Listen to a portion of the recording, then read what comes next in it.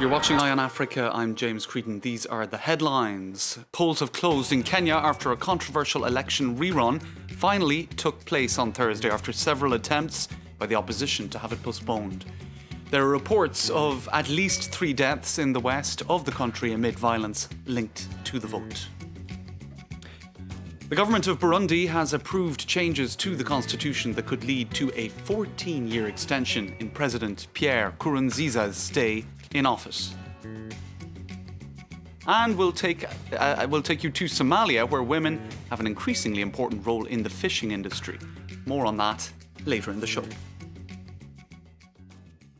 Hello and thanks for watching. Now, it's been a tense day across Kenya as voting in the presidential election rerun got underway after several attempts by the opposition and its leader Raila Odinga to have the vote delayed. A first vote was cancelled in August after reports of irregularities. As voting got underway on Thursday, 3 people were killed in the western city of Kisumu and Homa Bay, 4 according to the AFP. So we'll keep you up to date on those figures as they come in terms of fatalities. Anticipating possible violence, President Kenyatta had on Wednesday urged voters to go home straight away after casting their ballot. Now, polling stations have been closed for several hours, but voting has been delayed in 4 western counties until October 28th. That's this Saturday. Let's take a listen now to the head of the EU's election observer mission in Kenya. There's a world of difference with the elections in August. There was much more hope then. Kenyans were waiting in long queues for hours to vote. A lot has happened these past 2 months. Fewer people turned up and the opposition said they wouldn't participate in the elections. In some parts of the country, there's no possibility to vote for security reasons or because voting stations didn't open. Now, earlier I spoke to our correspondent Julia Steers and I asked her about those doubts expressed by the EU election observer. As you just heard from the head of the EU mission there, we certainly cannot be sure that this has happened in a free and fair manner. The opposition supporters obviously staging a widespread boycott of the polls today. We saw incredibly low voter turnout in opposition strongholds and clashes between opposition supporters and police in many of those opposition strongholds here in Nairobi and in the western part of the country as well. And even going into the polls today before these clashes of violence that may have prevented some people from turning up to vote at all, there were huge questions about possible illegalities in terms of the conduct of the Electoral Commission going into the election. And of course, Odinga's push for this boycott was really a push to delay the election in order to allow more electoral reform. So there were real and looming issues surrounding the credibility of this election, surrounding the Kenyan people's trust in this election. And of course, now we've gone through a day where where violence has marred a large part of the election in opposition strongholds and where we have significantly lower voter turnout than we saw here in August. Yeah, I was just about to ask you about that, Julia, because there have been reports of at least 3 fatalities, mostly in the west of the country. I mean, was there more violence than anticipated, more or less sort of the atmosphere that was expected, or, you know, how did it play out in terms of expectations of tensions? Well, people here certainly expected things to be tense today. There has been a ramping up of rhetoric from opposition supporters over the last few days. The day before the election, we had Raila Odinga here in Nairobi addressing thousands of supporters, telling them to stay at home and boycott the election. He did, however, also encourage them to remain peaceful, to stay at home and boycott the vote, but to also remain peaceful. And what we saw today was some opposition supporters really trying to disrupt the voting process in some areas. We heard from people saying they were intimidated to go to the polls. And what we also saw, though, was an excessive show of force from the police force here in Nairobi in the opposition strongholds that we visited today. And we're hearing very similar reports from the western part of the country, which, of course, is where we have seen those deaths and where the election was really not able to take place today, which explains why they are trying to open the polls again on Saturday in those areas.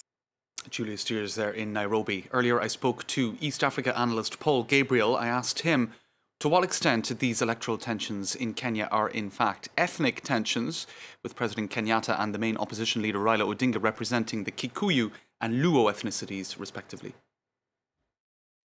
It is, I think, predominantly a political conflict for the moment, but there are obviously very important ethnic dimensions to this. As you rightly pointed out, the government and President Kenyatta is from one ethnic group which is seen as very dominant in the country, whereas the opposition, and it's more than just one person from the opposition is actually a coalition of different leaders who all come from different ethnic backgrounds and who all feel that their various ethnic groups haven't had the chance of ruling Kenya in the past decade since independence, as has the same ethnic group, the Kikuyus, as President Uhuru Kenyatta. And Paul, how can this election be taken seriously with Raila Odinga having called for a boycott? Certain polling stations, 1 in 10 in fact, polling stations remaining shut today in some reports, others delayed until Saturday. How can anyone really take the result seriously? Yeah, again, it's another very good question, and it certainly is a big question of credibility, really, for this election, and that's not by chance. The opposition, which is who are very unhappy with the reforms and the preparations for this rerun of the election, deliberately boycott the election, deliberately trying to undermine or prevent the election from taking place in certain areas. And there's a particular legal strategy behind it, because according to the Constitution, the voting has to take place across all constituencies simultaneously. So one of the hopes that the opposition has is that by preventing voting to take place in some of those constituencies, they can force a legal case later on to potentially annul the results or have another re-election taking place further down the line when there's more time to prepare. And President Kenyatta mentioned yesterday that, or was it even today, that everybody is tired of this upheaval. And of course, the first vote was cancelled on August 8th. It's been a long, tense run-in to this election. Do you think President Kenyatta is banking on a degree of election fatigue in the hope that the result will just pass? Yes, absolutely. And I think he's partly right in the sense that is very much what people feel in the country. Speaking to my colleagues who are based in our Nairobi office, it's certainly very much the sense that people are extremely tired of this election. It's hurting business, it's delaying foreign investment, so it does have a real impact on people's lives and the economy at large. And it's not just the delay since the August elections. Kenyan politics is known to actually start much earlier, so we probably have seen already a year before the August election many of these preparations taking place, campaigning taking place, the various alliances forming. So really we're looking at about a year and a half of election by now, and very much people feel in the country that it's been enough and that this standoff isn't really benefiting the economy and ultimately the lives of everyday Kenyans. To Burundi next, where the government of the crisis-torn country has approved changes to the constitution that could pave the way for a potential 14-year extension to President Pierre Nkurunziza's stay in office. Burundi's government has approved a plan that aims to change the constitution. The biggest consequence would be that President Nkurunziza could seek 2 new 7-year mandates after 2020. We called the Burundian authorities, but they did not respond. This plan could be put to a referendum early next year. It would bring major changes to the Arusha Agreement, the backbone of the constitution. The Arusha Accord stated that no president can rule Burundi for more than 10 years. The leader of the opposition in exile told us a red line had been crossed. We are going to organize ourselves, contact all the organizations in the country so that the Arusha Agreement can be respected. We refuse this diktat. Pierre Nkurunziza was elected by parliament in 2005 and by universal suffrage in 2010. He said this meant his first mandate did not count, and that is why he could run again in 2015. That decision sparked the fury of the opposition and mass protests in 2015. Hundreds of people were killed, according to the United Nations. Now, Somalia has the longest coastline in mainland Africa, and the fishing industry is, of course, an obvious source of revenue, and programs to help the poor are focusing increasingly on the marketing of dried fish. Women have a key role in the industry. Let's take a look. In this internally displaced persons camp in Puntland, women prepare fish for packaging and consumption. They receive training for this as part of a program implemented by the United Nations and the Puntland government. Many of the women fled Mogadishu many years ago at the height of the civil war.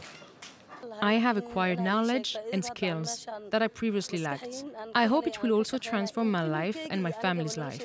Previously, I would bring fish from the landing site, clean, cut, and cook and sell it in the market. Today, I clean our workstation and the fish, and the work is less tedious than what I used to do before. The UN's Food and Agriculture Organization says the lack of cold storage facilities often leads to a high level of spoilage.